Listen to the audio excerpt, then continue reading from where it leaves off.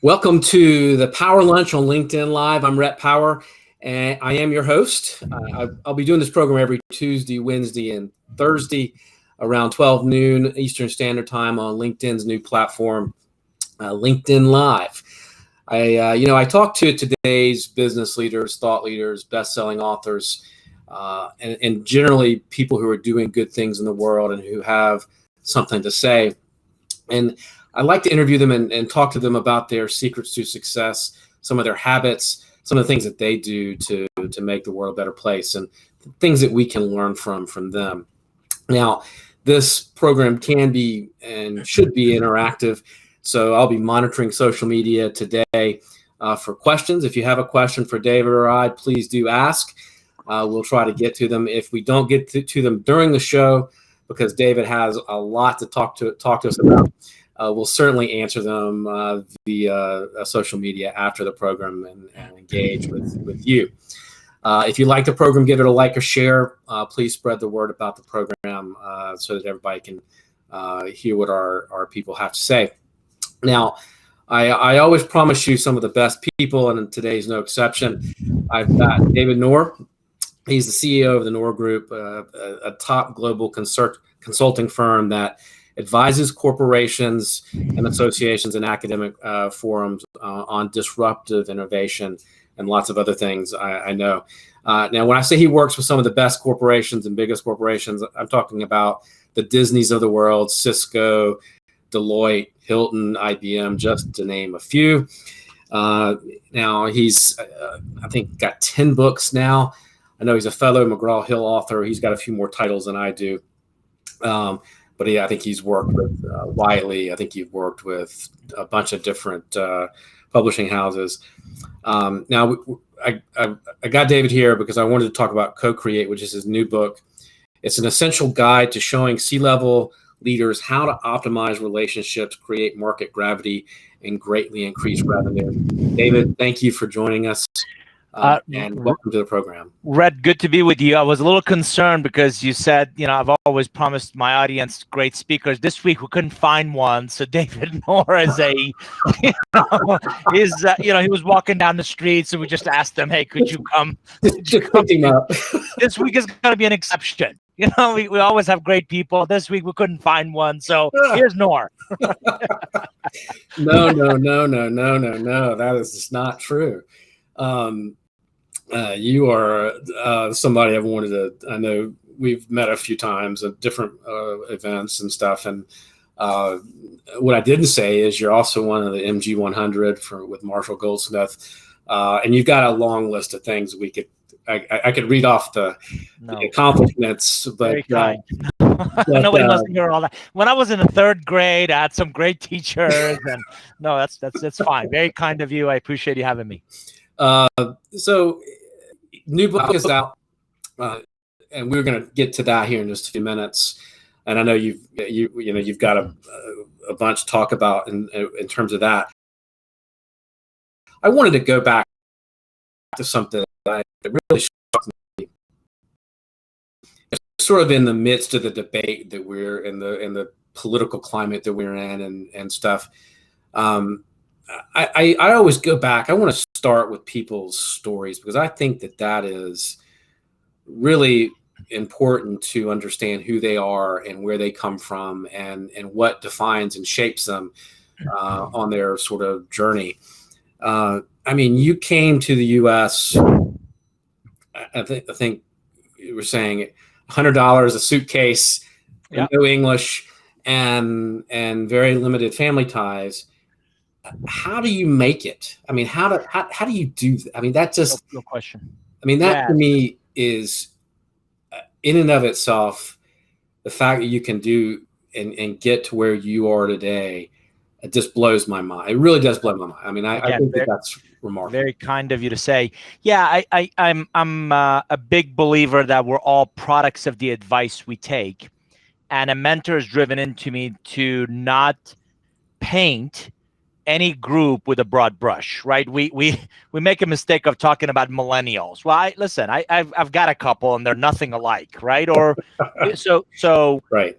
Unfortunately, in the current political climate, we're painting immigrants with a very broad brush. And one of the books I aspired to write is really around the immigrant success DNA.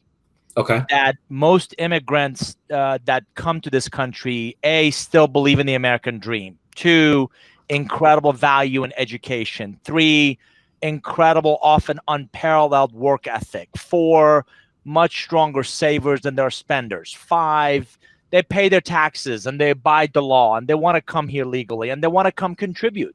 And last time I checked, there's not a whole lot of American Indians walking around. So we're all immigrants of somewhere. Indeed. Right? So let's not paint them all with a broad brush. Number two, I'm blessed that I think I was born with a certain resilient DNA or a gene that doesn't understand quit, doesn't, you tell me no, that's when the challenge really starts. I tell most people who know me will tell you I've always been a challenge junkie, right? Give me a hill, let me go capture that hill. Tell you no one time, right? Yeah, when I get to the top of that hill, I don't want to settle there. Show me the next hill, right? And I've always been that way. So yeah, I came May 23rd, 1981 with a suitcase, $100, didn't know anybody, and literally, didn't speak a word of English. How old were you? So I was a teenager. I came here to finish high school, and then I started college. But I came and lived with an aunt and uncle that I hadn't seen since birth. I literally landed JFK with a badge around my neck, put this kid on an Eastern airline flight to Atlanta, and he doesn't speak a word of English. So the first couple of years were really tough, incredibly loving aunt and uncle, and it's a long story. Mom and dad still live in Iran. In order for me to stay here, they gave me up for adoption. Aunt and uncle adopted me. First couple of years, I had English tutors. I was always good in math and science, so I did well there. But I failed my first history exam because I couldn't understand what I was being asked. Right. By the same token, I was a scout in Iran and the Middle East. I finished my Eagle Scout here. My son just finished his Eagle Scout project. So I'm a big believer of the scouting values that I think we're getting away from. Oh, you got out good. Yeah. And if you believe in, if you have that dream, if you believe in hard work and can get me there, and education is something that nobody can take away from me, and apply a lot of the learnings that I learned from that side of the world and kind of what I do today, you kind of get lucky. And what do they say? Even a blind squirrel can find the nut. Right. So you find opportunities to add value. You also make a lot of mistakes and you learn along the way. I'm not going to do that again, whether it's with people or situations or scenarios, and hopefully you learn and you grow through it. I keep reminding my kids that the hair that are left, I did not paint them on gray, right? I've earned every one of these. That's and the rest of them are on an operational efficiency stream. They're not even turning gray. They're just leaving. They're just gonna gone. No, thank you. But I know the gray hair. That comes with some battle scars too, doesn't it? Right. That actually is a great segue. In that upbringing and in that sort of time, is that where you sort of formed your understanding of relationships and the people that you meet along the way? Yeah. Is that where that, I mean, because you're a relationship expert in terms of how that applies to business and how that applies to companies, but is that where that came from, you think? Yeah. And I wrote it in Relationship Economics, my first book, that I didn't get it then, but I certainly get it now, that walking through bazaars of Iran, I think I was 5 or 6 years old with my dad. Dad didn't just have a to-do list or pick up for mom. Dad also had a relationship list, and he was very intentional about making sure we visited on a regular basis with people that were important in his ecosystem. And I bring up that story because I do a lot of work abroad, and every time I either vacation or work abroad, Rhett, it's a reminder that the rest of the world builds relationships first, from which they do business. Mm-hmm. Unfortunately, I'm an American, and as Americans or even Westerners, we're so focused on the business part that if and only if the business part works, right, we might ask about your family or we might get to know you personally. And I often talk about, hence the disconnect when we go into places and people don't look like us or sound like us or come from our backgrounds. The fact that I think the last numbers I looked at, like 40 some odd percent of the U.S. only have of U.S. citizens have passports. So we certainly have opinions about other parts of the world that we've never visited and we don't know anything about. And I often coach people, get a passport and make it a mission to get a new stamp every year. Because when you, and with travel, it's just gotten a lot less expensive and easier. And, when you go abroad and you see that other people don't live or work the way we do, or, their family times are important, or why they take naps and, right after lunch in the Middle East. And, it gives you just a different perspective and it broadens your horizons.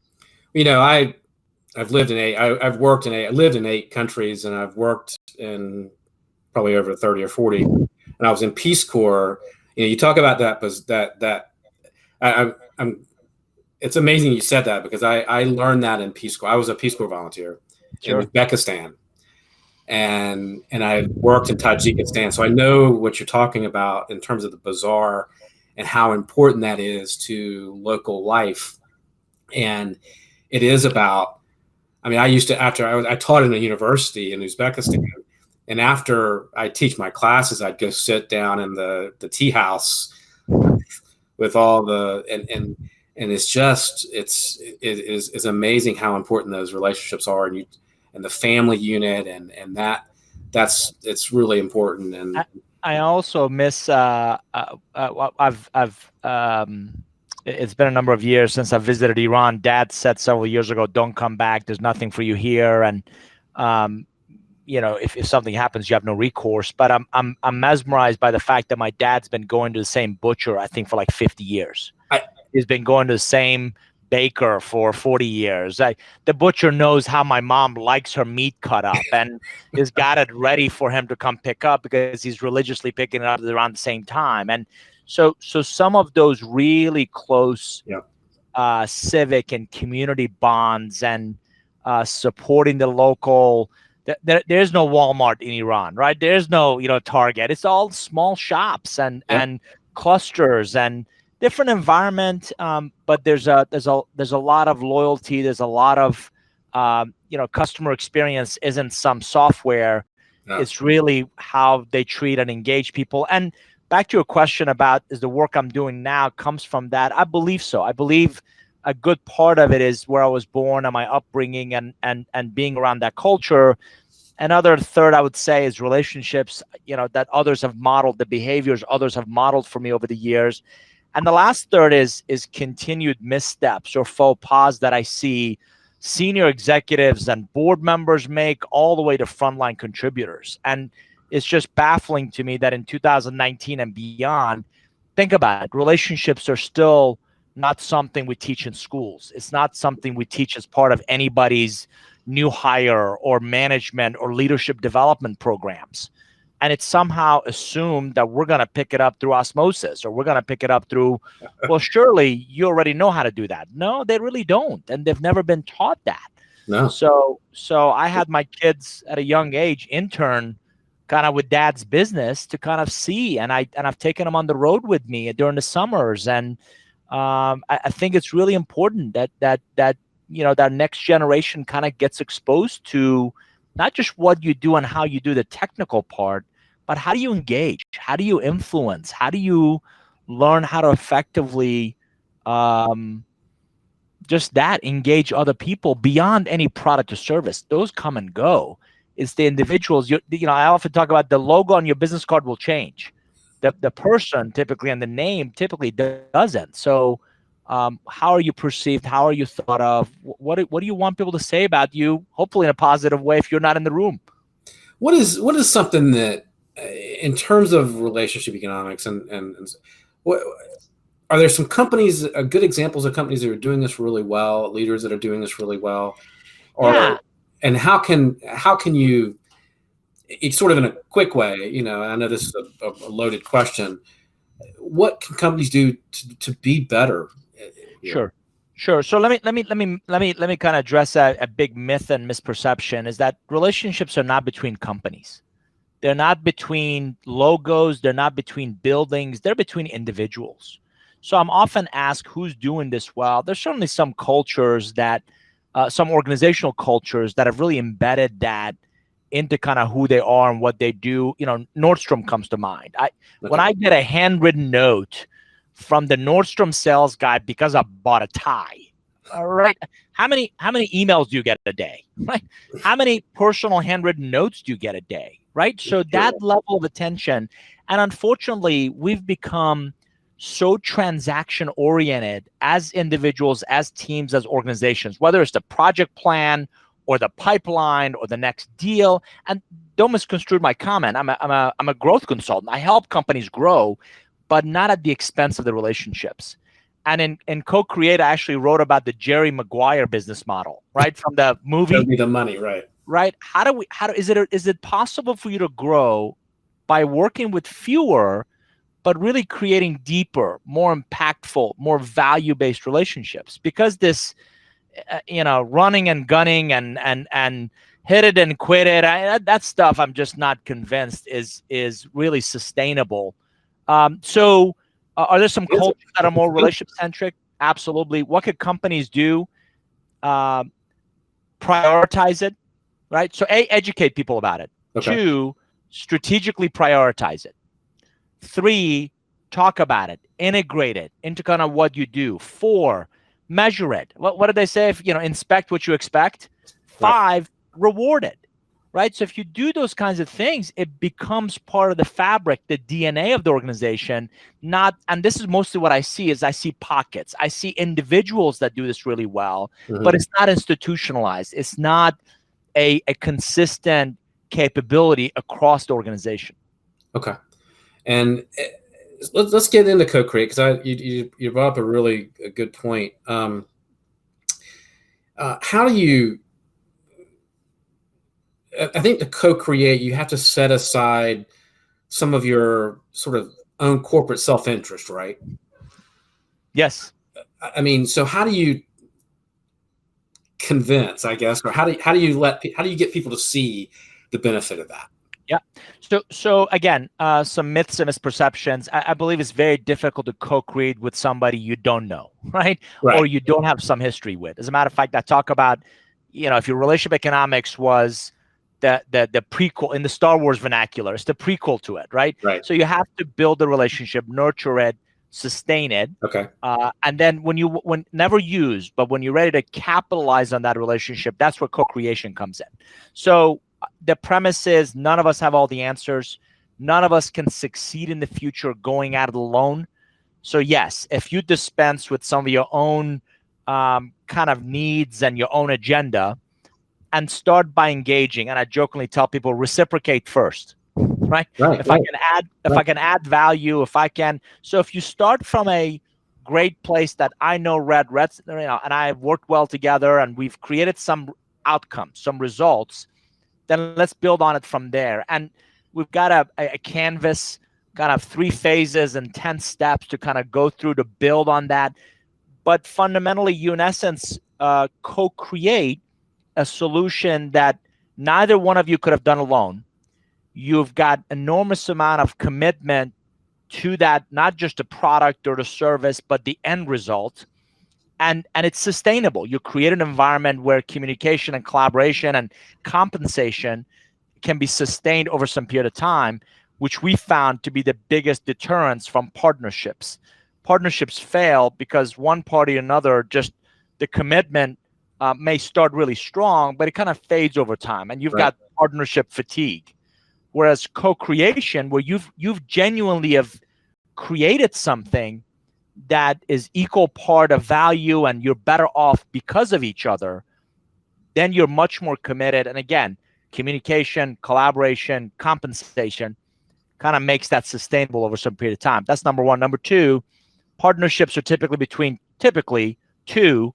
Co-creation can actually be multiple, right? So multiple people coming together and doing this really well. And just very quickly, from my days of private equity and consulting, there was 3 ways to create something new. You either built it, you partner for it, or you bought it. We believe co-creation is actually the 4th opportunity to create something completely new, and it's got a different flavor than the other 3. What is, it seems to me that you've got to really have the key to this is having that genuine desire for them to be successful, right? It's got to be you got to be real about. I mean, you got to be really on their side, right? No question. And it goes back to the days. I think the days of any of us walking in the room and saying, "You sit there, you be quiet. Let me tell you how smart I am, and we got all the answers." Those days are gone. I think buyers, and that's not just products or services, but also buyers of information, Right. buyers of credibility and repute, are more sophisticated than ever before. They have more information, more access. My prospects know more about me and my services before I walk in than they've ever had before. Right. So me telling them more about me isn't that, or what I can do, isn't the answer. It's really, let's put our heads together. I've done my due diligence. Here's what I'm thinking. What do you think? And really inviting them, creating a space, inviting them to contribute to whatever it is we're building, whatever it is that we're gonna take to market. And I've stuck, I anecdotally, several years ago, I spent a whole bunch of money printing a bunch of brochures, and they sat in boxes, and finally recycled all of it, right? The days of walking in. So now if I take anything with me, I take a copy of the book and go see an executive and brainstorm on, listen, you're doing well. You're doing great. I had a great conversation with an executive who they've done well. His concern or his question or the conversation we had was, how do we get him to that next level? How do we get him to something previously unimaginable in what they could do? And I candidly said, what if, right, you created something with others, and you're starting to see more and more examples of that. A simple one is, Starbucks. Starbucks didn't know anything about refrigeration and beverages that was sold in retail. And so they partnered with Pepsi to come up with Frappuccino. Right, so that whole Frappuccino Is that where that came from? Say again? That's where that came from. Yeah, it was Starbucks partnering with Pepsi because Pepsi knew how to bottle and store and had the shelf space, stuff that Starbucks didn't know. Get this one. I'm fascinated by the ones I uncover on a regular basis. Adidas has partnered with the German rail system to embed your rail pass into your tennis shoes. Wow. Again, Adidas knows nothing about transportation and rail, and they don't know anything about tennis shoes. But the fact that listen, most of us walk on, trains with shoes on, right? So what if instead of one more thing I had to carry with me, it was embedded in my tennis shoes? Or, Under Armour or some of these other athletic companies putting sensors into their water bottles that understands based on how long you've been exercising and where did you go to exercise and what time of day you exercise. The water bottle will actually tell you how much you should drink, right? So it's a classic case of different entities bringing very respective strengths to create or co-create something together that they wouldn't be able to do otherwise. Right, and shouldn't try to do without. That's exactly right. Stick to your wheelhouse, right? So if Adidas gets into rapid transit business, I'm not sure how well that's going to go. And if Berlin or German rail system starts to manufacture tennis shoes, so it goes back to respective strengths coming together to create something very different than they would have ever been able to do by themselves. What is and you talk about listen in chapter 2, I think it was. You talk about listening louder. What does that mean? Because that sort of struck me. I love. There's a whole bunch of quotes going around of one of the biggest challenges with communication is we all assume we're doing it, right? And most people unfortunately don't listen to hear, to understand, to internalize. They listen to formulate their response. Okay. So I talk about listen louder, which has become a lot more intentional, and really center. Kind of be present. How many of us are doing this and doing this while the other person, or worse yet, you go to events and they're talking to you, but they're scanning the rest of the room looking for bigger fish to fry. You ever want to just grab them and say, "Pay attention to me, talk to me right here." Right, my eyes are right here, right? So, so listening louder is all about being more intentional and listening for what's not being said. And again, it's very difficult when we're all remote. It's very difficult when more and more of us are working from home. In Co-Create, I talk about the Hollywood talent model, which I genuinely believe, if you think about Hollywood for a second, very few people actually work for the studio. The studio licenses a screenplay, and they hire a producer who hires the director in front of the camera, behind the camera, talent. I don't know what a grip is, but go get me the best grip person that can work with us on this project for the next 2 years, right? So they focus on a common mission, common vision, common enemy, like overregulation. And for the next period of time, we're going to work on this. And by the way, the only job security any of us have is A, quality of our work, 2, the portfolio of relationships we build, right? So listening louder is about what are you not hearing? What is not being said? What is not being communicated? What are we not thinking about? And I've always, and again, in my coaching, I talk about it's okay not to know. It's dangerous not to know you don't know. That's when a 2x4 comes your way and it probably has a rusted nail in it, right? So, nice picture. Listening louder is all about much more intentional, much more the things that are not said, the things that are not spoken about. How do you practice that? I mean, how do you get in the habit of tuning out? I mean, because it seems to me, as you said, with these and all the other things going on, we're kind of conditioned to that now. Yeah. So unfortunately, some of it is very much a product of our busyness. Right? We all have a lot of busyness going on. Right? I'm busy and I got emails. I'm trying to do this with our own team. If you don't need my help, don't copy me on that email. Okay. I don't need to know. If I have to scroll your email, that's probably better for a conversation. Pick up the phone and call me. Right. If email should be factual. Be there Thursday at 10 o'clock. That's factual information I need to know. If an email starts with, I think maybe we should, we're going to get a lot of back and forth and have nothing to show for it. The other thing, thankfully, our team is not that big. We're still small. But I've been in organizations where, 15 people copy another 15 people on the email. And then somebody replies back with thanks. And then somebody else replies with, no, thank you. And if I'm ever in those things, I literally reply unsubscribe, right?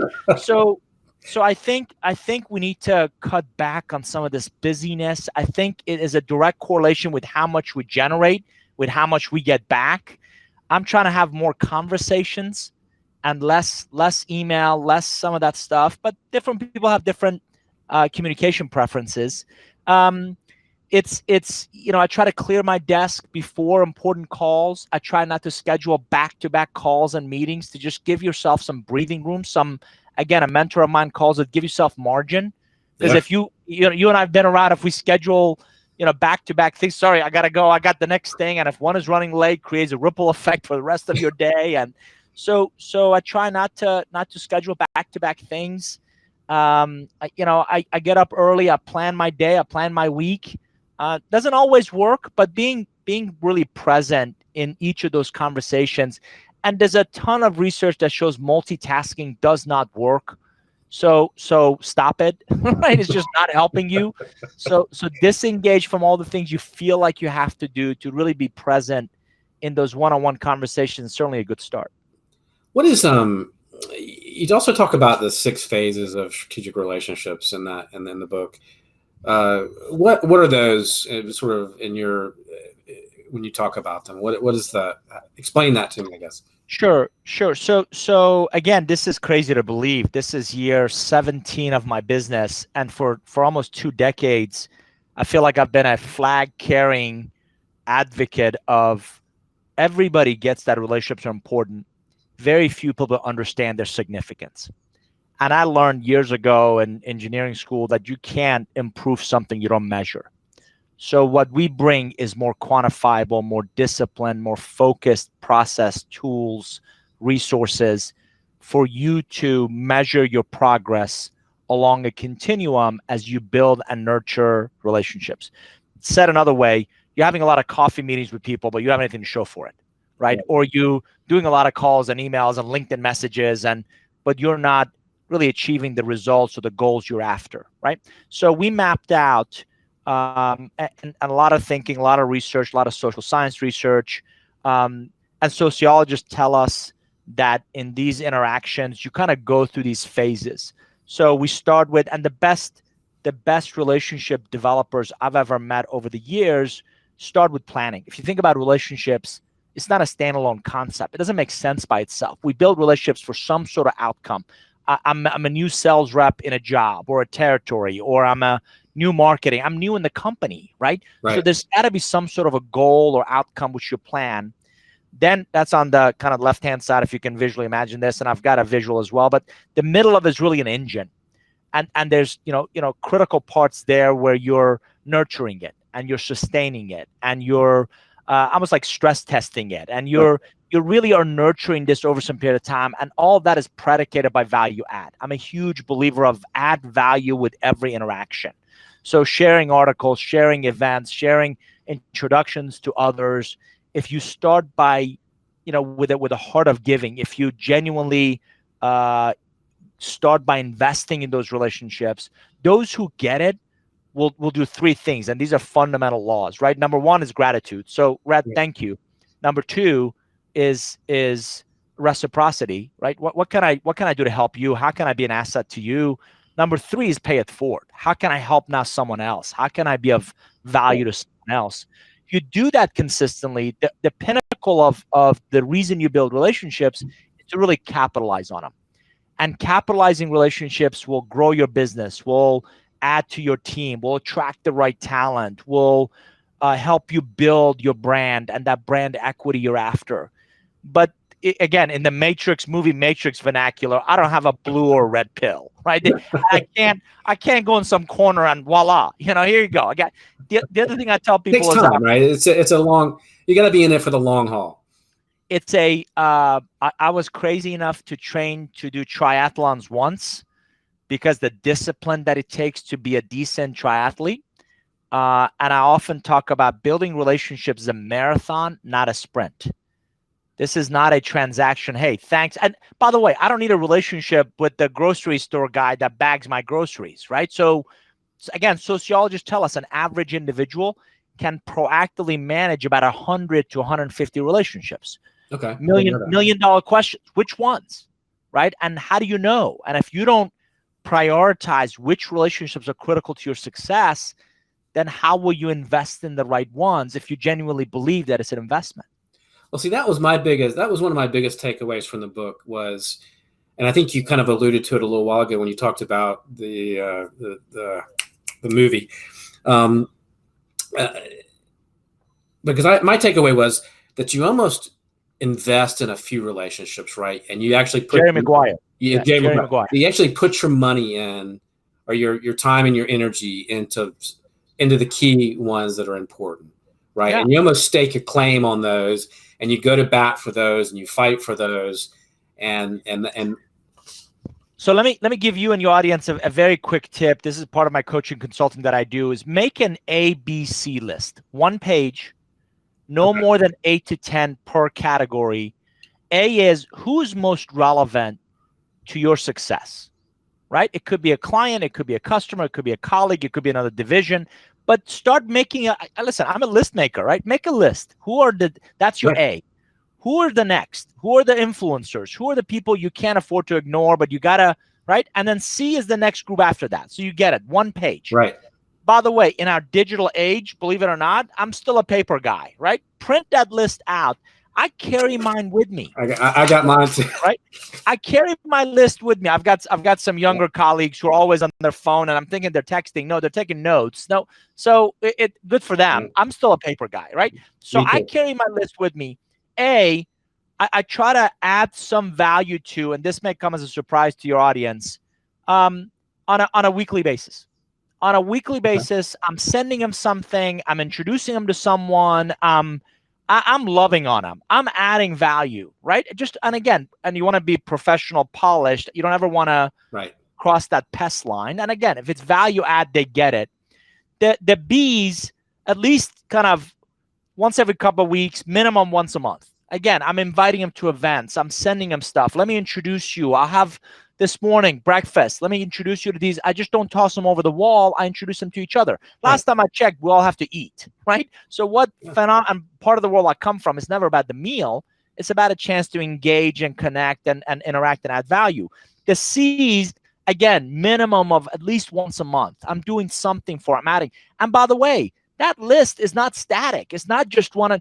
If A is no longer relevant, or I finished that project or that initiative and I'm not forcing it. It's been a few presidents since I've dated.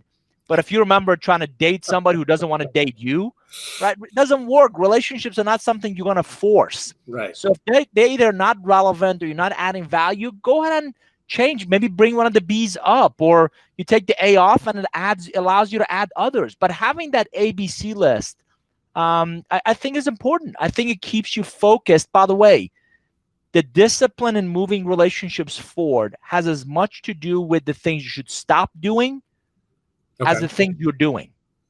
Wow. Stop spending time with people you have no business spending time with. Stop spending time with people that suck the energy out of you. Stop spending time with people that are not going in the same direction that you are. So I mean, not a minute.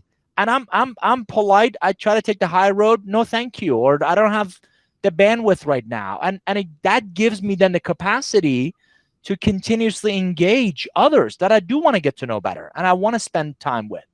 That makes so much sense. You wouldn't believe. And I think that's why I wanted to talk to you today, because I think that is what I was thinking you might say. And Rhett, as you can imagine, you've seen this as well. It's in our experience, common sense is not common practice. Most people intuitively get what I just said. I'm amazed of how few people actually do it. It's more. Hey, I should get to know more, and I connect with more and do more. And it's little to no value. The classic 80-20 in business, it's also true with your relationships. 80% of your success, 80% of your growth, 80% of your personal, professional growth is going to come from a subset of everybody you know. Yet we go after everybody the exact same way. And it's just a lot of wasted cycles that you have nothing to show for. Yeah, that makes so much sense to me. But it's hard because relationships, I mean, it's complicated, right? Because there are people in your life. Everybody has people in their life that suck energy from them, that aren't positive influences. And you have to find a way to disengage. You have to polite. I'm always polite. I always take the high road. Listen, this is not a right fit. This is not I don't have the bandwidth. I push it. Let me get back in touch with you when I come up for air. I'm heads down working on several priorities, right? But it's being selfish about the relationships you choose to invest in. Well, and that I think when you talk to people, successful people and people who get a lot done, that's exactly how they manage their time and their energy and their, who they're involved with is I think you said it right. You're stingy about your time. And there's a famous story of when Ann Mulcahy became CEO of Xerox. She reached out to Warren Buffett for advice, and his biggest advice was, I'm paraphrasing, become more selfish with your time and the relationships you spend time with. So it's not just at the executive level. I think it's relevant to all of us. And again, I want you to see the opportunity cost. Spending time and effort and resources with people you have no business spending time, effort, resources on is keeping you from spring cleaning, right? If you keep the same clothes in your closet that you haven't worn since 1972, does not give you any more space to go buy that good-looking outfit you're after. No. That you would look much better in. It might come in handy at Halloween, but not, no other time. Yeah. No other time. Hey, are smoking jackets still in? I'm not sure. I'm asking. Are they? I don't know. I never looked, I was in the 80s. I was a kid in the 80s. But hey, man, thank you so much for the time today. Where can people find the book? Where can they find out about your consulting practice? Sure. How can they get in touch? Sure. So the easiest is just my last name, Nour, nourgroup.com. That's our website. You can learn more. You can subscribe to our newsletters. Top right, left corner above our logo is all my social footprint. If you want to get to know me better or my family or what I do for fun. And I ride motorcycles. I'm active in scouting and I've got two amazing teenagers and an unbelievable bride of 23 years. That's the much better half. Some people would say better 2/3. But yeah, Nour Group, nourgroup.com, or just Google my name, David Nour, Nour, and you'll find articles and videos. And I'm a contributor to Forbes and Leadership and Future of Work. And as you were kind enough to mention, the Marshall Goldsmith MG100 has been a true blessing, but that's the easiest way is our website to find out more about me and my work. And you can book speaking through the site and everything else as well. As Rhett opened up the session, if you don't have a fabulous guest, Nour is available. Just bring him, bring him in, and he'll happy to take care of you and the audience. You're killing me. You're killing me. Just one quick question. What was your son's Eagle project? So we're big supporters of Children's Healthcare, which is a hospital system here in Atlanta. Right. And Children's, instead of gurneys, or I mean, I'm sure they have those, or wheelchairs, they actually take little kids around in these really cute red wagons. And it's sad in some ways, but necessary. They attach IV poles to these wagons so they can attach all the medical equipment. And so I know that. Yeah, I know it. There you go. He raised money. He got his troop over on a Saturday, and we assembled, we put all that together, 22 wagons that we delivered to Children's Healthcare. Wonderful. That sounds like a fun project. Hey, well, David, it won't be the last time. We'll catch up soon, and good luck with the book. And sounds great. Thank you so much for your time today.